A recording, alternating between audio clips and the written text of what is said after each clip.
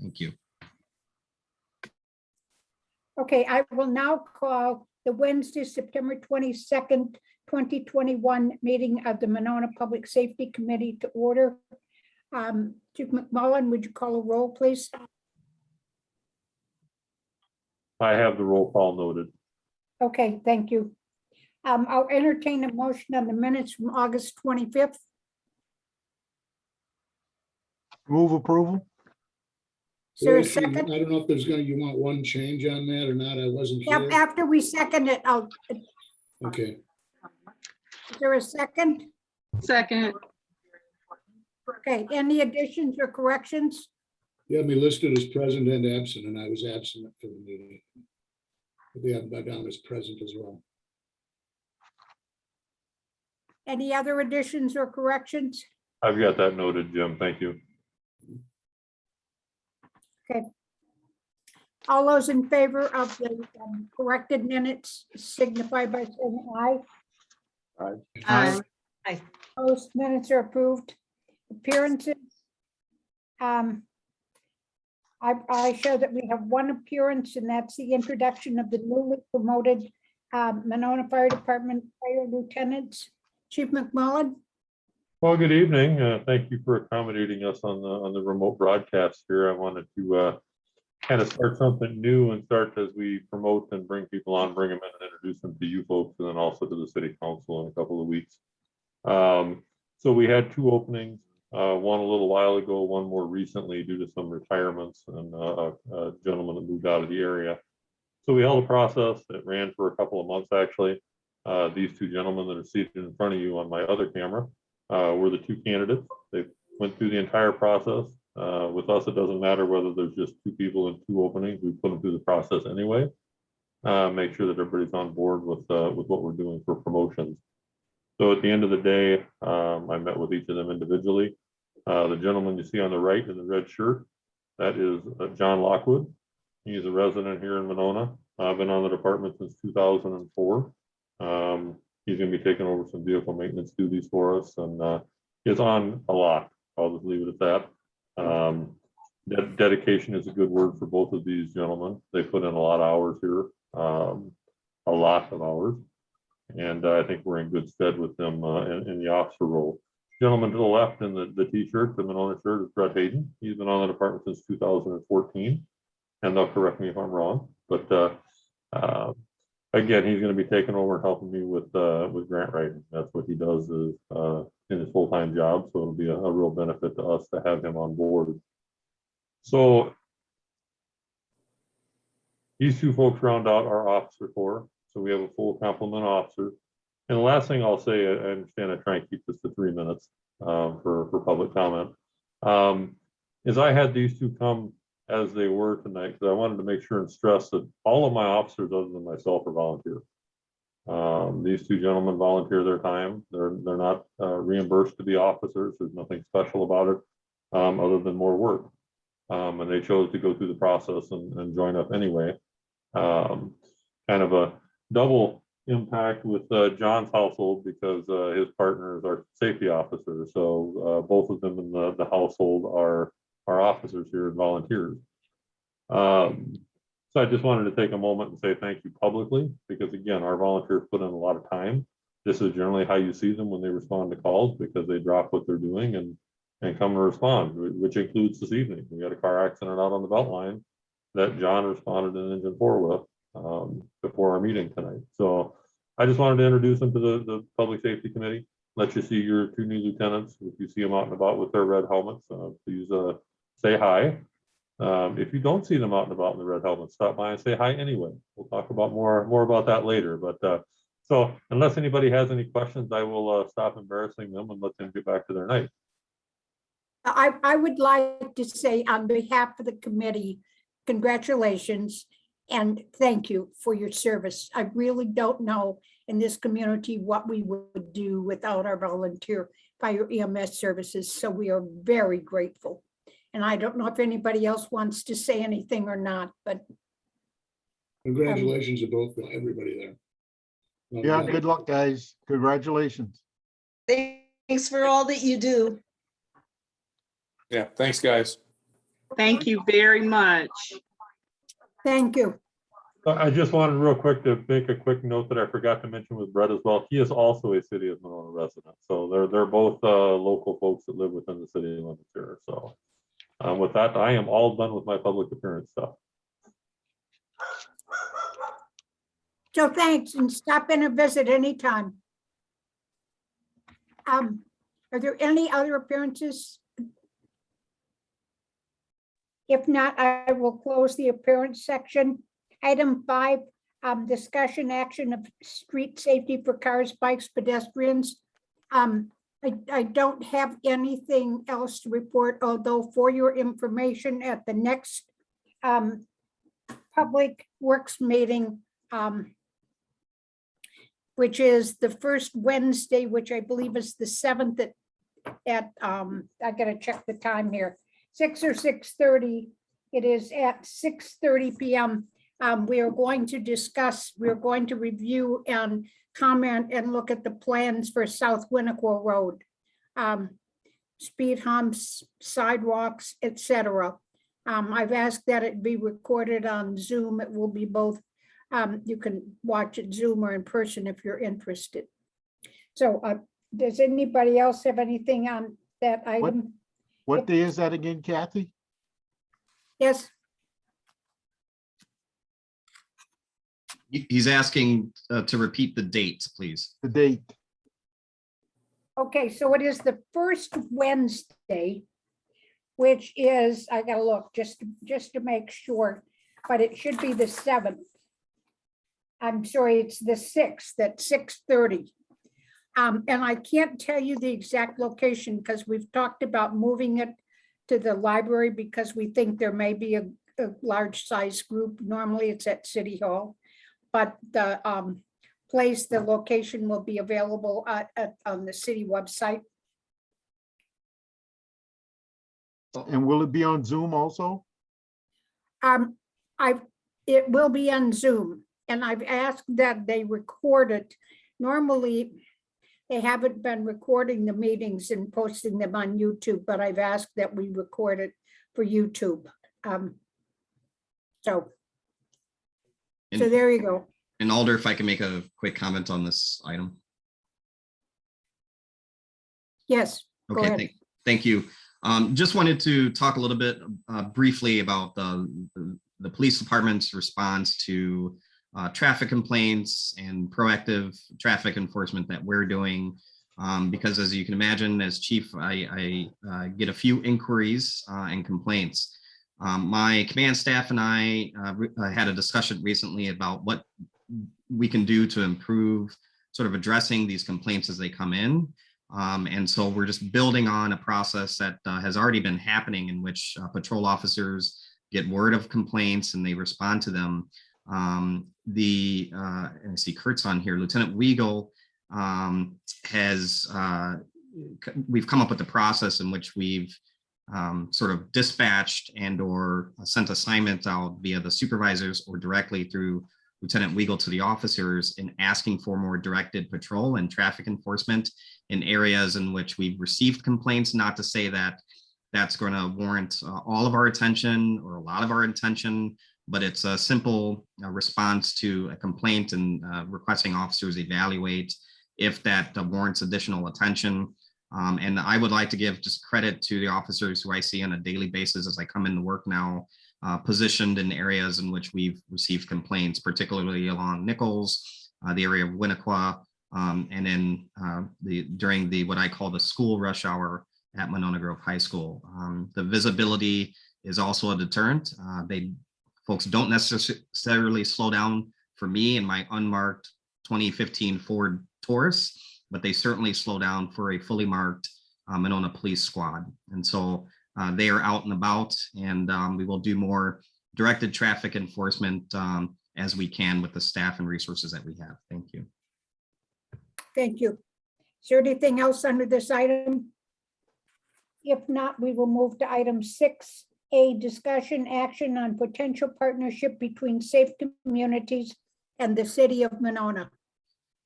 Thank you. Janie Larson? Thank you, Alder. So I have good experience of working with a wonderful organization called Safe Communities, and I've asked Cheryl Whittaky to present tonight and talk about ways in which Safe Communities operates within Dane County and how the organization could partner potentially with the city of Monona and the police department and other agencies, other departments in order to provide a safer community. So Safe Communities, Cheryl, I won't steal your thunder, I promise, but they do more than just traffic, but since we do spend a lot of time talking and addressing issues related to traffic, I think that it's important that we spend a little time here today. In conjunction with that, and Cheryl will get a chance to speak, I promise. In conjunction with that, we are working with the Dane County Traffic Commission, I think it's technically called, and Safe Communities, in which I was recently contacted with regards to an initiative that they're doing to get more community input through listening sessions, through community surveys.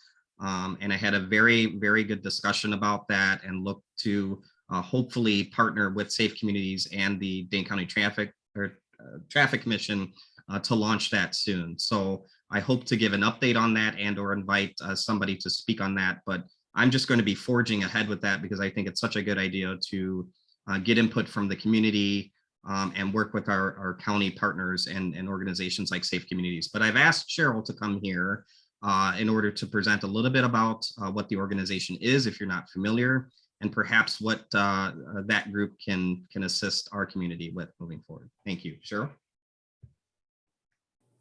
Thank you so much, Chief. Is it possible for me to share my presentation? Yes, I will give you rights, but please don't forget to pass them back to me before you leave. I have a funky version of Zoom that doesn't allow me to be a co-host.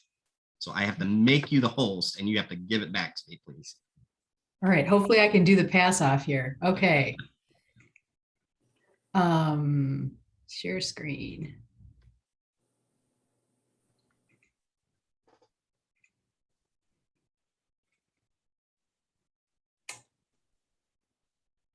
Can you guys see my screen? I can. Yes, we can. Okay, so it says Safe Communities? Yes. Okay, good. That's a good sign. I'm an idiot, so keep working with me here. So I'm really delighted and really honored to be with you tonight. And I want to say hi to Lieutenant Weigel. We've worked together on traffic safety projects for probably 22 years, I believe, Kurt, right? We used to have slow down yard sign campaign launches in Monona. We've had a couple walk to school week events in Monona, as well as stop on red campaigns. So we go way back, and I'm really delighted to be able to talk to you a little bit about all that Safe Communities does, and really excited about the prospect of this new initiative to do more work around traffic safety, because the numbers aren't looking so great these days. So Safe Communities is an injury prevention coalition. We're part of the national and international network of Safe Communities. We've been around for 22 years. We build partnerships to address Dane County's top causes of injury. And so we're a data-driven organization.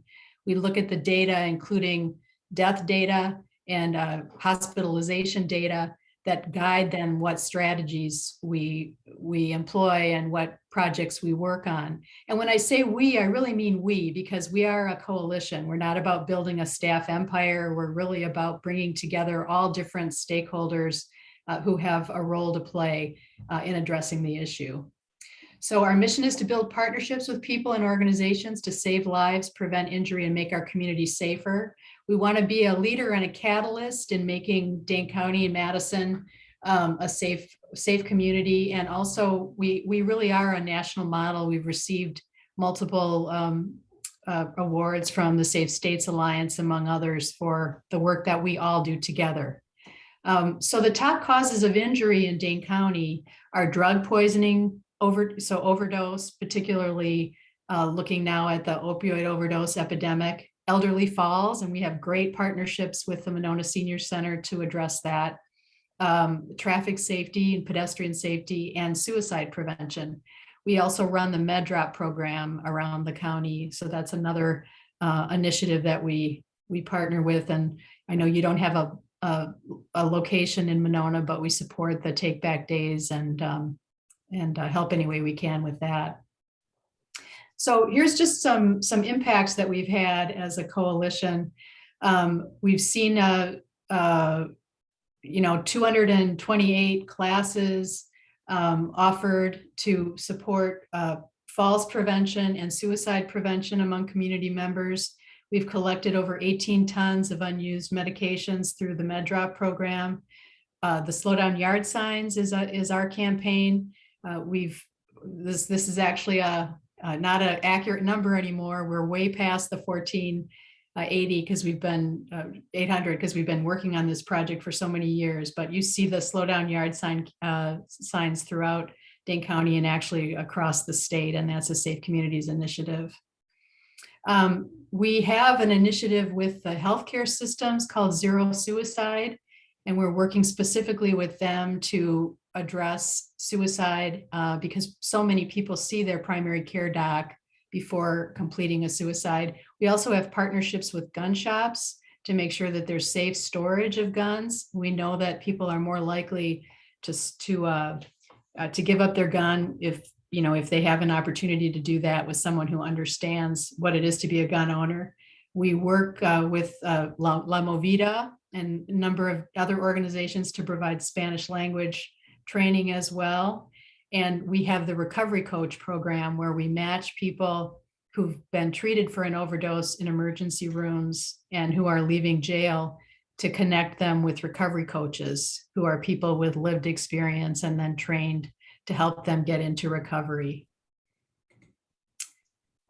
So, I just want to mention too that because we are a coalition, we do rely on a lot of our partners to support both the project work and also financially support our work. And so I wanted to make a case as well for Monona to consider becoming a municipal member of Safe Communities. And I'm happy to talk to you more about that if you're interested. But this gives you some information about return on investment. Each Slow Down Yard sign costs about $1.58, and we give many of those away. Our stepping on classes, we subsidize, we provide grants to the Monona Senior Center and others to be able to provide those classes to local residents. So, in each case, it does require funding. And so, you know how that goes. We're just always interested in having support from partners. So I think I mentioned these various top causes of injury. We're really about evidence-based practice. So what do we know works, and then how can we implement that in Dane County with partners? And so all the work that we do, that we promote, we either evaluate or we push out an evidence-based program, such as Stepping On, which has been shown to reduce falls among older adults by 30%. So there's great data there to support that. As I mentioned, we have trainings. We'd be delighted to come to Monona if you would like to offer community trainings on suicide prevention. They're very practical, hands-on. How do I talk to someone if I'm worried about them? What are resources to help them through this crisis? We have medication lock boxes if people are thinking that they would use medication as a means. We have the Gun Shop Project, and we have guidance to people who are concerned about their loved ones. So here are, again, some resources in addition to lock boxes, gun locks, other things that we provide to community members.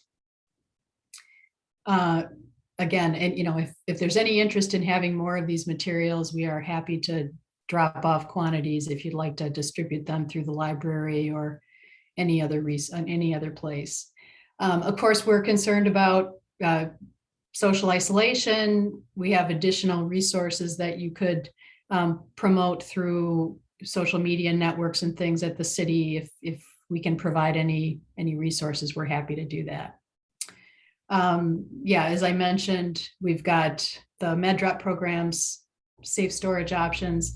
We also have a 24/7 recovery coach helpline. So anyone who wants to access treatment can call this helpline, and then our recovery coach can help connect them.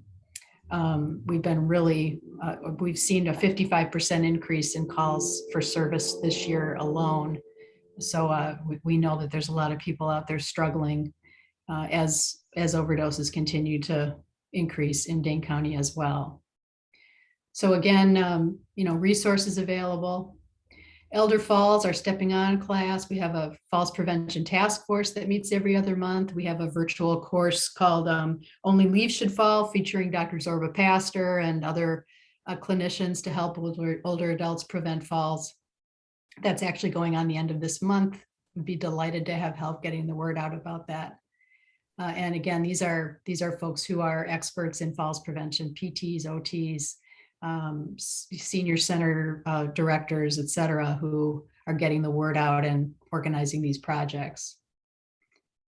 So I wanted to mention we have lots of partners. We're all about partnerships. And so just to give you a sense of some of the people involved in the coalition, I'll run through some of these organizations and partnerships. And we'd be delighted. We are already considering your Monona as a partner, and we'd be really delighted, to continue to build on that. And then, just to talk a little bit more about what Chief Cheney Austin said about the traffic safety project, we received a grant from the Department of Transportation, Bureau of Transportation Safety, to look at what's going on with traffic crashes in Dane County. We've seen a terrible increase in serious crashes just over the last couple of years. And there's some theories that perhaps because there are fewer people on the road, people are driving faster, more recklessly, but it's a significant issue. And really the only way we're going to address it is by asking people to be involved. The police obviously aren't going to be able to solve the problem by themselves. We have to have full community engagement around this, and understand that everyone has a role to play in it, especially drivers. So we're excited about that. We're just launching these listening sessions and conversations, and again, all based on the data, and then opportunities to engage in campaigns and things to address based on what we find through the listening sessions. So I think that's all I've got, Chief, and I want to thank you again, and thank Kurt so much for his years of partnership, and just really delighted to have the opportunity to talk to you tonight. Cheryl, if you can go back to the main screen, or not, stop sharing your screen and then try to give me my power back. And you do that by going over to the participants, finding my name, selecting more, and then it should be an option to make host. So Cheryl, I have a question. Are you, in an ideal world, would you like to partner with the city of Monona?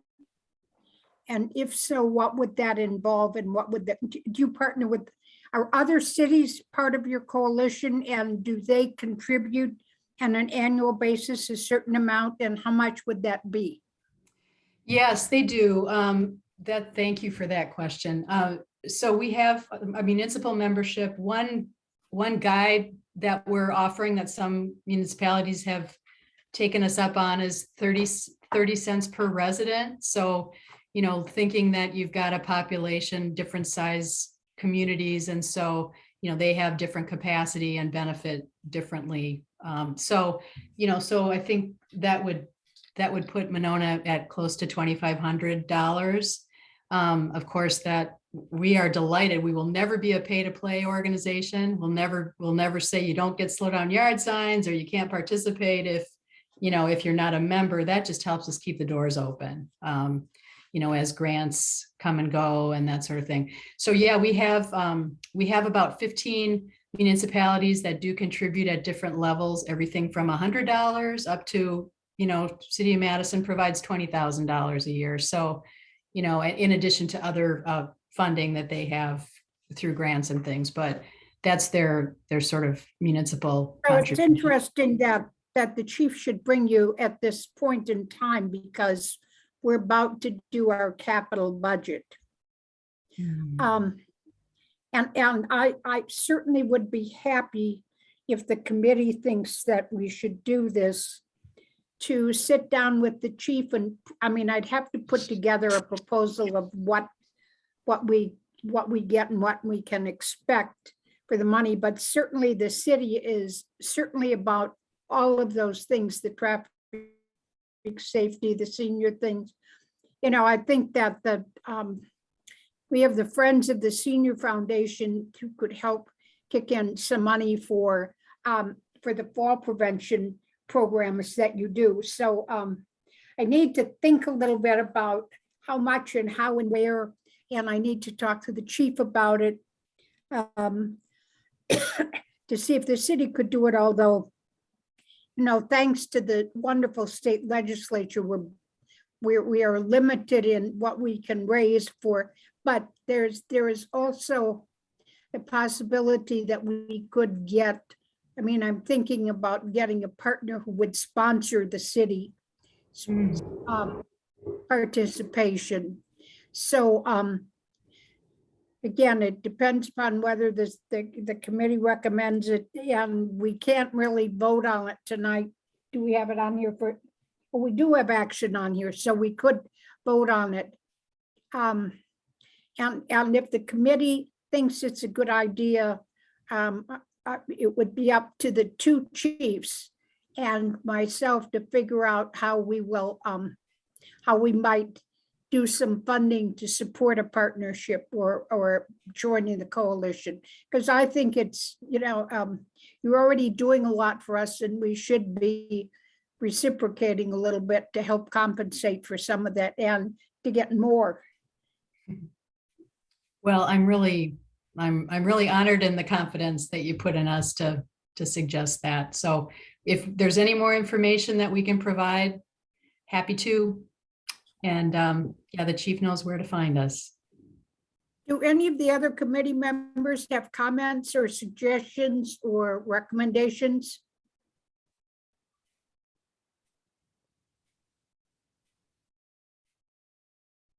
Angela? Thank you, Alder Thomas. I think we should move forward with it if you and the two chiefs would be willing to work together collaboratively to put some kind of plan of action together on how this could happen. I think it's very worthwhile that we do that, especially if a lot of our neighboring communities are also involved. And as you said, we have been using the resources, so why not officially be part of the coalition?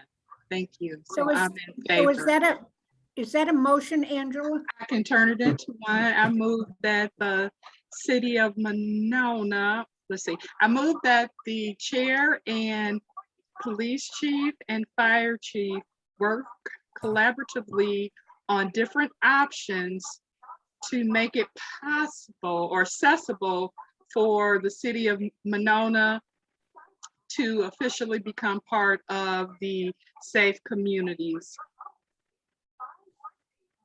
Safe Communities Partnership. Yep, that's it. Is there a second?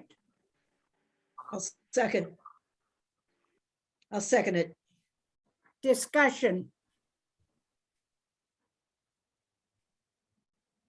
All those in favor? Aye. Aye. Opposed? Motion carries. You Thank will you. hear from us, Cheryl. Thank you so much. I'm really just so grateful. Thanks. Thanks, You can Cheryl. thank the chief. We'll be in touch. Okay, thank you. And you've got the power now, right? Yes, thank you. Okay, all right. Good night, everyone. Good night. Thank Good you night. for coming. Night, thank you. Thank you for having me. Okay, we'll move to item 6B, discussion action on patrol canine program and introduction of newly selected Monona Police Canine Handler. Chief Cheney Austin. Yes, thank you.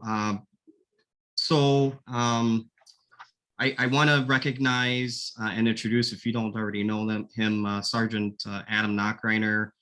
Sergeant Knockreiner has been our canine handler and supervisor for over, I think, 11 years, right, Adam? And so I think it's important first to recognize his decade plus of service in that role to our community, and also his partner, Canine Maya, which is spelled, by the way, M-I-Y-A, since I've been misspelling it since my time here. Maya has been instrumental in getting the team, I should say, has been instrumental in the service of our community, in providing public safety for our community. And her efforts have led to a lot of safe outcomes and a lot of discoveries of persons, and to include vulnerable persons in our community and others.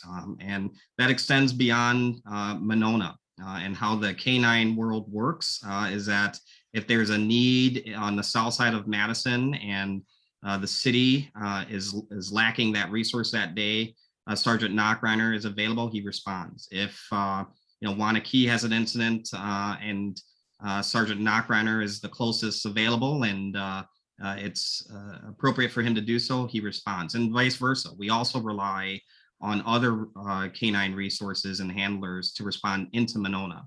But I really wanted to first recognize the work and dedication of Sergeant Knockreiner and Canine Maya, as Canine Maya is going to officially retire in the coming weeks here after a long dedicated service to this community.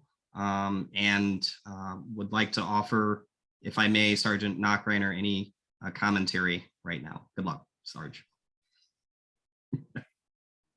It's been a joy, but I mean, most of the work I take credit for, but it's mostly the dog. We got a good dog, so it's been easy to work with her. But I thank you for the kind words. Yep. Thank you, Sarge. I'll ask you to stick around. I would also like to note that Sergeant Knockreiner was recommended by one of his peers, actually subordinates, for a recognition award in which he did receive. So from the Wisconsin Law Enforcement Canine Handler Association, Sergeant Knockreiner and Canine Maya will be receiving the Meritorious Track Award from the state association, and that is a pretty prestigious award to get. It's a statewide award for all the canine handlers in review of all of the significant work that the handlers do in our state. Sergeant Knockreiner is the recipient of that award this year, so kudos to him and kudos to Maya for receiving that award. That speaks volumes of what they do. Chief, is there someone who has or who could write up a press release that we could send to the Herald and to the Journal? Yeah, we're gonna do something more formal here for the sergeant and Maya, but maybe you and I might be able to have a discussion offline with respect to something that the council might be able to do in the form of a resolution in recognition of their work. So. Yep, we can work on that too. Okay, great. So I'm keeping him around because I want to introduce our new canine handler who will be starting on January 1st. When I determined that the position is going to go from Sergeant Knockreiner with his long years of service and dedication, transitioning to a patrol officer and having it being a patrol canine position, we had an open process here internally in which candidates would submit their interest. There would be sort of a internal background and review of the candidate's work history, and then an interview. And so as part of that interview, I reached out to a member of the Public Safety Committee who happened to be somebody I know and somebody who was readily available in the quick turnaround in which I needed this to happen. And so kudos and thank you for member Mark Zort for agreeing to take part in the interview process and representing this body and the public of Monona. But in that process, it was confirmed in support of then candidate, now selectee Officer Hoffman for the position of canine handler. And so again, he'll be joining us in that role on January 1st of next year. So congratulations to Officer Hoffman. So yes, on behalf of the committee, congratulations to Sergeant Nachweiner and Officer Hoffman, and we too express our gratitude for your service to this community. And then, Do we need to take any action on this item, Chief? yes, and well, I don't know. Here, let me explain kind of what I'm going to present here, and then in your wisdom, Alder Thomas, you please let me know if there's action needed. I would like to just offer an opportunity to explain the canine patrol position and the capabilities of that patrol dog, because it is different than the single purpose dog in which Maya was utilized for and what her skill set was. And so I have asked Canine Officer Sarah Baisflug from the City of Madison to be here, and she has so graciously agreed on her time off to attend in order to provide her experiences as being a patrol canine handler and some of her successes, some of the challenges, and perhaps offer some insight into the capabilities of that dog and some of the training that's required for both the dog and the handler. But let me just briefly go into maybe some background. So we've operated here with a single purpose canine and handler, well, your multi-purpose handler, Sergeant Nachreiner, but the single purpose dog, canine Maya, for about 11 years. Maya has the skills and the ability to detect narcotics and to track people. She's a great dog. She's as smart as all get up. But when it comes to work, that is what she's tasked to do: narcotics and track people. Now, that is not all inclusive. That is not a dog and a handler in which we can put in extremely dangerous situations. And then I've asked Sergeant Nachreiner, of course, to stick around, because I think he will attest to we have sort of stuck our neck out a little bit more than I would comfortably want to do, in that we have placed Maya in very vulnerable situations in which she's tracking potentially harmful individuals or threatening individuals, or individuals that we know are possibly or could possibly go armed, or into buildings or spaces that may cause harm, not only to her, but potentially the handler, as well as the officers who are supporting the handler. The patrol dog has different capabilities and is able to address those high intensity, threatening and dangerous situations more so than a single purpose dog. Now, single purpose dogs, I'm frankly, although I'm very grateful that we've had Maya and Sergeant Nachreiner, but they're generally reserved for larger agencies that already have working patrol dogs, right? And it's just to supplement the work already being done by the canine program in an agency. For example, the City of Madison, Officer Baisflug can correct me if I'm wrong, but I believe you have how many? 8 handlers? How many handlers are at City of Madison? Did I get that right? Yes, we have 8 currently. Okay, and one of those is I believe a single purpose, right? The ordnance detection and tracking. So one is single purpose explosives and tracking, and then the others are all dual purpose patrol dogs. Thank you. And I'll say that the latest dog, or that 8th dog, I would say, the single purpose didn't come first. It was one of the last dogs added to the complement of the canine unit. And that was with purpose. We're sort of, we did it the reverse way a little bit here, in that we started with a single purpose dog, and now we're transitioning to a patrol dog. And so if I may, Officer Baisflug, if you can please just maybe describe some of the capabilities of the dog, why you why your position may be found beneficial to patrol and to police departments, and then maybe a little bit about your personal professional work experience. Sure. So just like Canine Maya, the dual purpose dogs will still track people. They'll still find narcotics.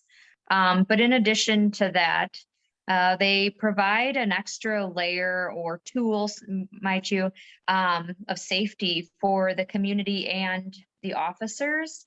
For us, and in my experience, you know, they're considered when we're tracking somebody who might be a dangerous suspect or person, the dog is out ahead of everybody. The dog is a locating tool. And at the end of the day, he or she, I guess, is the only use of force that can actually be taken back. So if we encounter somebody on the street, more than likely, or more often than not, in my experience, somebody's going to give up and be taken into custody without incident. Nobody gets hurt. Officers are safe. The dog is much faster than any human in locating a person of interest. And so that's where I think the dual purpose is so much more beneficial. In addition to that, the majority of the time people are giving up and there is no use of force involved. So like I said, no injury or anything like that to suspects or officers. When I said it's the only use of force that can be taken back, as part of, and I know Sergeant Knockreiner has participated in the North American Police Working Dog Association certifications, which are done annually. For the patrol dogs, part of that certification means that you'll have a decoy or an agitator down a field from you. And the master trainer running the certification will have you actually send your dog for bite apprehension. And prior to your dog making any contact with that person, the handler has to be able to recall that dog back to them. So let's say somebody decides to give up. They've made a poor choice and the dog gets sent. The handlers do enough training that you have the verbal control over your dog to be able to recall them back to you. If I were to use an electronic control device, a taser, anything like that, once I let that go, it doesn't come back to me. So I've seen in my experience a few times a send and somebody decides, geez, I really made a poor choice, I'm going to give up. I can bring my dog back to me with, again, no injury to an officer, no injury to a suspect, and taking people into custody then without incident. I think too, again, these dogs are so much faster than humans. And when you go to school, they'll always tell you just have to be 2% smarter than your dog. I don't think I'm any percent smarter than my dog. But they also, when you go to the kennels, people get concerned about the aggression, but the amount of control. So we have to train, I know our department mandates 16 hours at least at a minimum a month. And between the city and then the other municipalities, we have two really great training groups. We bring in outside trainers, so we're not relying on only our own groups. We're getting outside looks. And so I know that I can't remember what the municipal group calls themselves, but there's a group of agencies, the town of Madison, Maple Bluff. I believe Sergeant Knockreiner has attended those trainings, Sun Prairie Police. Some of the Madison police officers go to those. And then the Madison trainings are also always open to outside agencies. So it's really a great group of people to train with. And like I said, we get that minimum 2 days a month. And then there's always other handlers available and working to help each other out, because it certainly takes, just like a kid, it takes a village to raise these dogs up. So I think in my experience, the dogs really they bring us closer to the community, quite honestly. And when you go to the kennel, you're not seeing the dual purpose dogs aggressive with other people around them. They're actually quite social. And I can bring my dog into a demo or into a population of people, and he's not looking for the next person to engage. In fact, all that training goes in, and the dog you can select from the kennel, they come pretty social. Thank you, Officer Bates. I will mention that the reason that this transition is happening from single purpose to patrol purposes, we use patrol dogs regularly. They're just not ours, right? We have to call on one of these following agencies who currently operates with a patrol canine: the City of Madison or Dane County Sheriff, the City of Fitchburg, the City of Sun Prairie, City of Middleton, City of Stoughton, City of Verona, Town of Madison, Village of McFarland, Village of Maple Bluff, Village of Cottage Grove, and Wanakee. So when we have situations in which we need a patrol dog, we're calling on others to come in. Part of that, my concern as chief, is that those agencies are operating under their policy, not ours, right?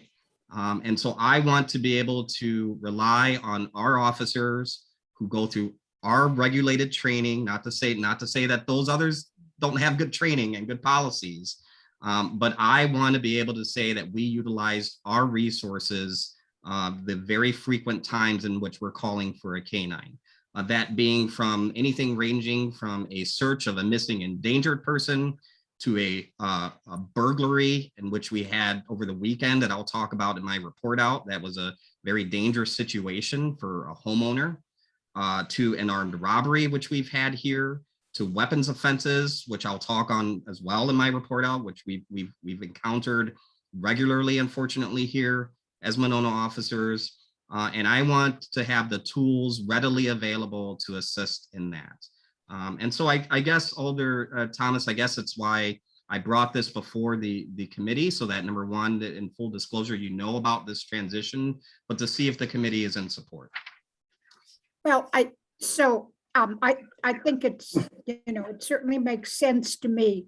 My perspective of this is that it is not that the committee normally does not get into personnel issues and how they're utilized, and that the mayor, as the commander-in-chief, that a lot of this is between you and her. Yep. I think it is appropriate and interesting for you to bring this to the committee so they understand how the police, because if somebody in the community asks us, we would be embarrassed if we couldn't answer. So we'd like to know what our role, as I see it in this, is the policies. For example, we represent the community, so the policies that direct how the dog would be used, that fit under the use of force, are appropriate for this committee to review.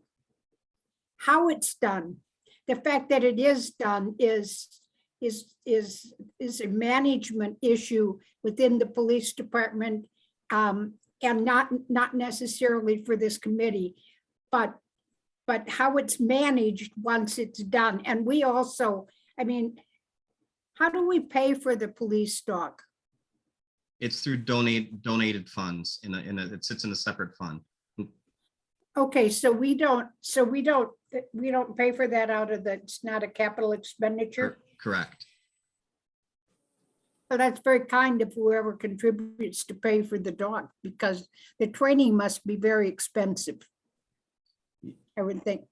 So if you can always come to the committee and say, this is what I'm planning to do, and I'd like to know if I have your support in this effort, and we can make a motion and say, yes, we think this is a good idea. But are you bound to come before us? I don't think so. Thank you. Does that answer your question? It does. Thank you, Alder Thomas. I guess I didn't relay it right. I was operating with full understanding of that. Thank you. But I'm a person that likes to put everything out in public, likes to have public input, likes to have discussions about it. And here I am asking if anybody has any questions or has any thoughts, and I'm asking for, Does anyone want to make a motion in support of this transition? I'll make a motion. Is there a second? I'll second it. Discussion. All those in favor? Aye. Aye. Aye. Opposed? Motion carries. Thank you, Officer Hoffman, Sergeant Knockreiner for being here, and especially thanks to Officer Baseluk for spending your time today. Thanks. Yes, thank you very much. It was very educational and informative. So we will move to consideration of resolution, approval of participation in a FEMA grant for scuba replacement, seeking immediate action to recommend for city council approval. Congratulations, Chief McMullen. You want to tell us about the over $200,000 that you got for the city? Absolutely. Well, good evening, everyone.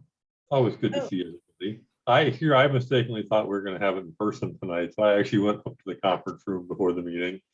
But then I found out we're doing it remotely still. So yeah, we submitted this grant probably 9 months or so ago with the understanding that it's a very competitive grant. It's been tried in the past, not for the last couple of years, but for a few years before that. Ran it through a couple of professional grant writers that I'm friends with to review it and tell me where I made mistakes and where I can make it better. And their feedback resulted in us getting a reward of a FEMA grant, total of $212,700. The city's match on that is just a touch over $10,000, and the federal government provides the other $202,000. What that provides us is replacement air packs for all of our trucks. It's probably the oldest piece of equipment that we have, and probably one of the most important. They're very sturdy pieces of equipment, but these are north of 20 years old and 4 code cycles old, which actually lists them as obsolete. So the city council bought us some new bottles a few years ago. The SCBAs we're going to be getting with this grant will actually work with those. So one of the side effects of this grant is being able to move Squad 5 out the door a little bit earlier than what we anticipated. The main reason we were keeping it a couple more years was for the cascade system. With this grant, we're going to have over 100 bottles that we can use with our SCBAs, so there's no need for a cascade system at this point. So all I was looking for with this was I'd like to bring it to the Public Safety Committee first before I present it to the City Council as a resolution, just to make sure I have your support in providing this resolution to the City Council. So is there a motion to accept this grant? Oh, yes. Is there a second? Second. Discussion. All those in favor? Aye. Aye. Aye. Opposed? Have at it, Chief. Thank you so much. Thank you for getting the grant. That's incredible. That's one of the bigger grants I can remember that we've gotten for a long time. So you're worth the big bucks we pay you. My wife calls me that Chief. too, but I'll leave that there. So Chief, are these fiberglass bottles like the current ones? absolutely. They'll actually be a direct match. We're actually, since we're being so lucky in getting full replacement on everything, masks, harnesses, everything, they're also providing 10 additional harnesses. So as we use these on calls, we can actually switch out the harnesses ourselves and wash them. So for carcinogenic materials that gather on our air packs, we can actually wash them and not take anything out of service. So we're getting additional harnesses. And for the first time, I think, in talking to Dan, everybody gets their own mask, which is a really big deal for me. I like people to have their own personal mask that they keep clean, that they take care of, and we're not sharing masks. Another side benefit of this, I've already reached out to FEMA to do an amendment on this because we're actually going to get our own fit testing machine, which normally runs north of $10,000. But because of some work on the grant and then with our vendor, we're going to be able to fit that in underneath this grant total. So we'll have our own in-house fit testing and not have to rely on Dane County's also obsolete fit testing machines. So, I know that I am preaching to the choir, but I have to say that in all of my years, which is 34 plus, I don't remember a time when we have had such outstanding both police and fire chiefs who are active, aggressive, supporting the community, out getting money, out doing things. There's just no stopping the two of them, and it's a delight to watch it on a daily basis. So thank you to you both. You're terrific. So having said that, I'm going to go on to the monthly reports. You can do financial reports if you want, and if you have anything interesting to say, and you can talk about anything else. It's your only shot at doing a report, because I'm going to go out and buy a lottery ticket and give 25 million to the police and fire to build a new safety building when I win. I'll go if the chief doesn't mind then. Thank you. Financial report from us is no issues, no concerns with current budget as it stands right now. A quick report out on all other things. SRO Wunsch is back in Monona Grove High School after the council approved a 3-year agreement with the school district Monday night. Lieutenant Duman will have regular meetings with SRO Wunsch and Monona Grove administration to include the principal and others, and will keep me appraised at weekly command meetings. And then I already have a meeting on the books with Superintendent Olson, just so that we're operating more cohesively between our two agencies. We selected 2 excellent trainers for a full day of training that's upcoming for the PD after weeks of me talking about it and doing research and trying to find good trainers for issues that are very important for policing and this community. So we have the Reyes Public Safety Company or group operated by Gloria Reyes and Company that will be doing a training called Badge of Equity. And then a really prominent trainer by the name of Tamara Oman. She's the statewide director of the Free Campaign under a group called, or an organization called Expo. She'll be doing training on trauma-informed care, vicarious trauma, and officer wellness. Back to the Badge of Equity, that covers implicit bias, racial equity, and procedural justice, inclusion of diversity community stakeholders, and more on that topic. And so that'll be, those 2 combined trainers will present in an 8-hour training to all staff here at Monona PD. And I just recently started talking to Jerry about it. And so we'll work to try to facilitate fire as well if we can. Let's see, a couple of incidents in the community I'll speak on. If you did not get word, we had a pretty vicious incident involving a weapons offense and a domestic relationship in early September. The victim was severely injured. Unfortunately, did survive those injuries and is recovering. I have to give all the credit to the swift action of our patrol officers who responded, to Monona Fire EMS who quickly responded and helped save this woman's life. And also give credit, obviously, to the officers, not only in responding, assessing, but to have the clear head to, of course, render aid, take control of the situation, but also locate and track down the suspect who was on foot nearby.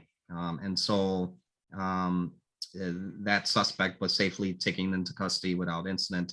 I'll give credit also to my investigative staff and the detective sergeant and the detective who did all of the sort of investigative leg of this case, which, as you can understand, is very complicated. And so all around teamwork from your public safety team of police and fire in getting that one squared away. It's a very sad, unfortunate incident that happened, but we're lucky that we have a community member who is still with us, and she's recovering from her injuries. We've had a series, the whole Dane County region has been experiencing a what I would consider a significant volume of theft from auto cases, which persons are entering unlocked cars in order to steal property. But what we're seeing is that by entering unlocked cars are also accessing garage remotes. And so that then there gives them access to homes. This is happening when folks are at home and when they're not at home.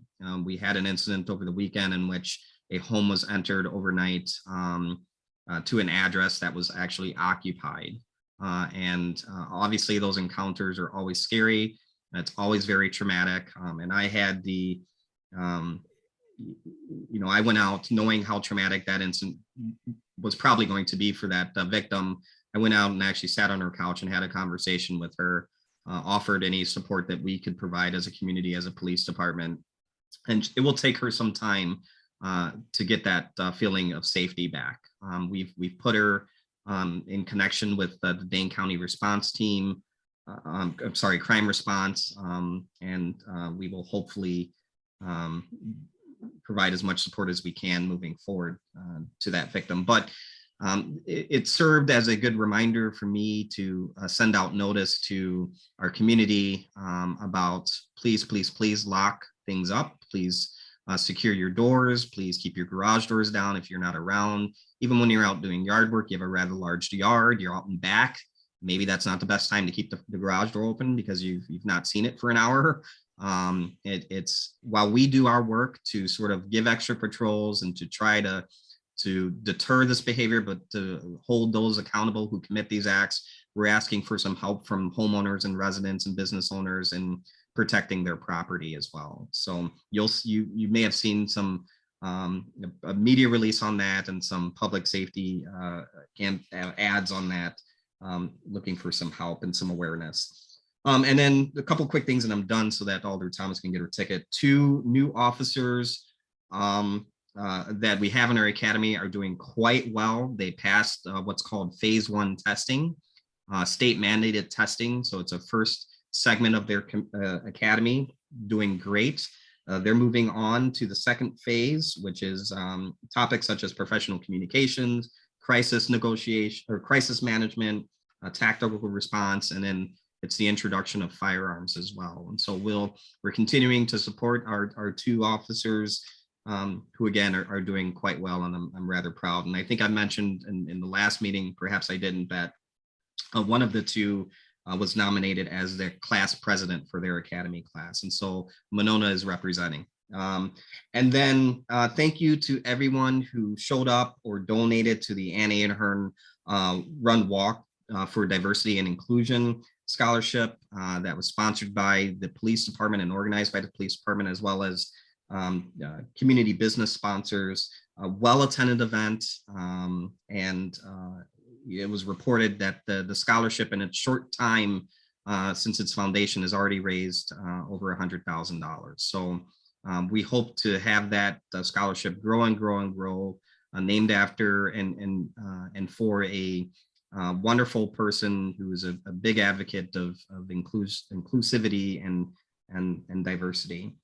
And then lastly, Jerry, I'm going to beat you to this. The police and fire department are hosting a series of open house events. We've started to begin advertising more for those events. I welcome all of you on the committee. If you have time to maybe attend one of those, it'll give you a chance to not only walk through the facility, see the spaces that your police and fire department and EMS are operating in, but also gives you a discussion on where we find the need and what our new building we hope will have as added features, and live up to the standards that you all have and I have for us as a 21st century police and fire public safety unit. And so those dates are September 28th from 5 to 7, October 12th from 5 to 7, November 2nd, 5 to 7, and November 9th from 5 to 7. You'll see that on our website. You'll see that on social media. And if you need it again, just feel free to reach out. And that's all I have, Alder Thomas. So Gary, since Chief Cheney Austin beat you to it, could you do a rundown of the plan for the fire department. There's money in the budget this year for planning and money for construction. So if you could do that, because it occurs to me, we haven't shared that with the committee yet, because, and they don't get to see all of the budgets. Absolutely. So I'll start with that, just so everybody's on the same page. So we put out an RFP August 24th for firms to respond back for a site feasibility study. The city council approved looking at our current site, which is about 1.3 acres, and reaching out to design firms that they can do a site feasibility study to see if everything that we need can fit on this parcel of ground. That RFP closes Friday. I believe we're probably going to review the submittals probably next week sometime, because the idea was to get the recommendation from the police chief and myself and the city administrator and the mayor to the council on October 4th for the company that we'd like to have do this for us. After the second reading, my understanding is that early November it'll be provided to this company to start doing the work, with a deliverable in early 22, showing us that yes, it can actually fit on here. Here's kind of a conceptual what it would look like. Here's a conceptual idea of what it will cost, to allow us to provide some feedback to them. If they can show us a viable plan or feasibility of this site, then in early to mid 2022, we will put out bids for architectural design work. We have money in the building capital budget at this point, $400,000 in 22 and $400,000 in 23 to complete the architectural design work of the building, with the idea of breaking ground in 2024 and completing it in late 2024. So that's the timeline that was presented to the council, including the preliminary idea of dollars as well in the budget. So we're going to try and split the design work over 2 years. I think it's viable. I think it's a reasonable timeline. And I'm actually very interested to see what they submit back for ideas on this site. We've met with a couple of firms that have came out in person to look at the site before submitting an RFP. And the general consensus is, A, where's the rest of it for our current facilities? When you walk around and show them, I'm like, hey, here's the fire department. And the guy's like, well, where's the rest of it? No, this is it. And I feel they probably have the same response with our police department as well. As they walk around and we tell them there's 21 officers and here it is. And they're like, well, where's the rest of it? And that's all there is. So, but so far the feedback I've gotten from the folks that have come out, that A, this is a challenging site, but it is not an impossible site. So I take heart from that, and I'm interested in seeing. I know we've had several companies express interest in the RFP. So hopefully we'll have good news next month to share with you all about the direction we're going. Yes. I think you've got in Assistant Chief Eckloff, someone who is gonna have some really excellent ideas about the facility. He has many excellent ideas about the facility. He has had long conversations with me about it. We actually play very well together because he's a little bit of a pessimist. I'm a little bit of an optimist. So we mesh up pretty well when it comes to those ideas. But it is, I want you to all feel encouraged, because what has been a dream in many people's mind actually may become a reality soon. So we won't have to be embarrassed when we drive by a safety building and don't have one. We're going to Door County this weekend, and you drive around and you see some of the Taj Mahals that fire departments have up there. You go like, boy, we're in a stone age. You know, Every single township up there has a fantastic fire and EMS facility. They're very well equipped up there. So do you have anything else to add, Chief? I have just a couple of things. First of all, when it comes to the domestic assault that Chief Cheney often referred to, I got to give kudos personally to the police officers, because while my folks do a great job, and I will applaud them on everything to do with this particular individual, our police department does a fabulous job. And it wasn't just the detective work and the quick scene work, it's securing the scene so we can get in there. Based on the type of call that it was, our folks are holding back until the scene's secure. So with our limited police department staffing to be able to secure the scene, provide first aid to this patient right away, and still work on going after the individual that caused this all at the same time, I'm impressed. We do a lot with a little here. And so I can't speak highly enough about our police officers. They did a great job out there. I've actually met with the individual twice now, once in an emergency setting afterwards, and once just this week, just to kind of follow up and make sure that they're healing, and if there's anything else we can help provide them with, because this is a particularly brutal domestic assault. So I want to make sure that they're getting the help that they need, both the patient and their family, to make sure that they're healing okay here, and they are doing very well, by the way. So he took my thunder on the open houses, which I'm okay with, because now I'm gonna share two things, one of them not so great and then one of them great at the end of it. But just so you're aware, our vehicle maintenance budget is going to be over again this year. Engine 2, which is our 2017 Pierce, was down for almost 3 weeks with some electrical issues. The command module was damaged, had to go back to Pierce. We had some transmission issues. That's back in service and working great. But unfortunately, we started the year in a little bit of a hole because we had issues from the previous year's DOT inspection that got pushed into this year's budget because of circumstances outside of our control. So our $15,000 equipment maintenance budget started in a $7,000 hole right off the beginning of the year. If I take that out of the equation, we're doing great on vehicle maintenance. We'll probably be right at budget or just a touch over. But we still got a good $5,000 worth of repair work on engine 4. Just based on the DOT inspection. Needs to have the pump repacked. There's rear brakes that need to be done on that. We're going to wait for a couple of weeks and then get it in and get it done. So we start next year with a clean slate, even though we're going to be over on budget this year in that line item.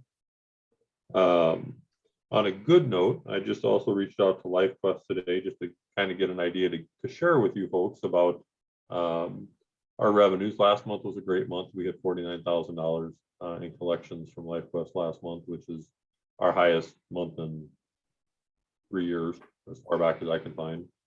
When I reached out to Carrie today, as of today, we've already collected $42,000 this month. So we're looking at being above 50 again this month. With that, we're actually looking at, we'll actually hit revenue target this year, which I was not sure we were going to be able to with the transition.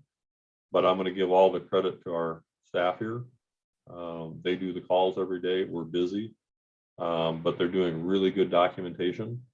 The comment that I got from Carrie today is we're in the top 5 of folks that they deal with for billing, for compliance, the signatures, the attachments, getting everything in order to bill. We can actually bill it quickly and we actually get good return on it, which was a big change from where we were at when I started.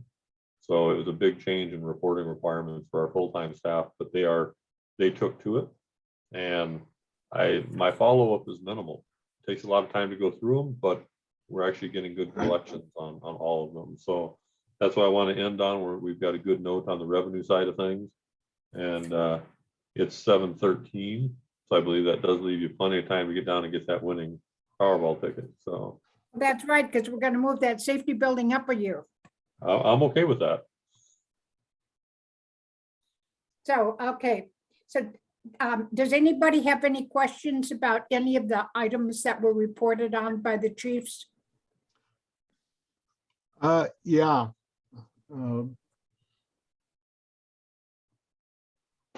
Brian, you talked about trauma training Correct. for the police. Yes, trauma-informed care and Yeah. Vicarious trauma. Because a concern that I have is how the members of the police and fire department deal with the stress that they face in their work. And I think it's important, and I know you guys are aware of all of this and everything, but it's really important to deal with the stress that those folks face. When I was on the fire department, we had a line of duty death. Barry Johnson, we have the memorial in Fireman Park. We also had a couple of fires where we lost children. And my personal experience with that is when we lost our firefighter, we had nothing except maybe a few beers afterwards and kind of just talking to each other, but nothing formal. When we had the first fire where the 2 kids were killed, we had an extensive program. We had a couple of group sessions. There were several individuals who had individual sessions, and I could see that the department dealt with that a lot better. And I had a chance through work to watch the National Guard deal with the folks that were being deployed to Iraq and Afghanistan. And I thought they put together a pretty good program to prepare their people before they went there, to take care of them when they got back, and to take care of the families while they were deployed. And they still had issues that were really tragic. So I think that it's really important that we look at the stress that our first responders deal with. And it affects different people differently. You know, you may handle it well, and I may have, nightmares. So it's just something that I have a concern about. I think you guys are addressing it, but I just wanted to bring it up to the committee. Thank you for bringing it up, Mr. Reed. Jerry and I are very much on the same page. We've spoke about this several times. We check in with one another, making sure that we look after our folks. And sometimes you can get lost in being chief and the investigation, and it takes a friendly reminder from your colleague from time to time to say, hey, your folks good? Because I checked on my folks, they're good, but maybe worth another check-in. And so we do that for one another, Jerry and I, but our commanders do it too, and our sergeants do it, and Jerry's lieutenants do it for the volunteers and staff. So I'm all for peer support. I helped start the peer support program at the Madison Police Department. I'm aware of critical incident debriefs and how beneficial they are. I said in my during the chief's process that peer support and EAP saved my life. I have seen and have done a lot of things in my young career here, but pretty horrific things that are haunting. And I have lost a colleague, a Madison police detective, to suicide. And so it is real, it happens, we need to talk about it. Fortunately, I think that we have the advantage, Jerry and I, in that we work with a different generation of firefighters, EMS, and police that are more open and willing to have those conversations. And so they come to me and say, hey, Chief, I think we need to talk about this one, or Chief, thanks for checking in. I really appreciate that. We're doing okay, but we'll let you know if that changes, but I really appreciate you checking in. They're open and willing to have those conversations. So the training that we're having, it's twofold. Number one, it's looking at the victim and the concepts of trauma-informed care when we're talking to victims and witnesses and suspects, et cetera. But it also, we're looking back at ourselves and looking at the concept of vicarious trauma and how we are impacted by the things we see or do or experience, and what we can do to better take care of ourselves. So, Jerry, am I missing anything there? No, I think we've actually had some extensive discussions about the peer support group within the departments as a whole as well. And I can empathize, Larry. I was on scene for a triple child fatality in a fire early in my career. So it's tough. It's hard to get past it. But we had the same thing. We had a very nice stress debriefing. It took probably a good 2 months. And even with that, we still lost 2 firefighters. They just couldn't come back. So I appreciate it, because it's a tough thing for a lot of people to talk about, but I think the chief and I are on pretty much the same wavelength when it comes to this. So yeah, we're working hard to actually do a joint peer group between our departments, so we can do some more internal stuff as well as bringing in external CISD debriefers if we need to. Dane County does have a fabulous network of critical incident stress debrief people who come in. We just utilized them earlier this week for an accident out on the interstate. It was pretty bad. So again, I appreciate you bringing it up because it's not what was when I started. So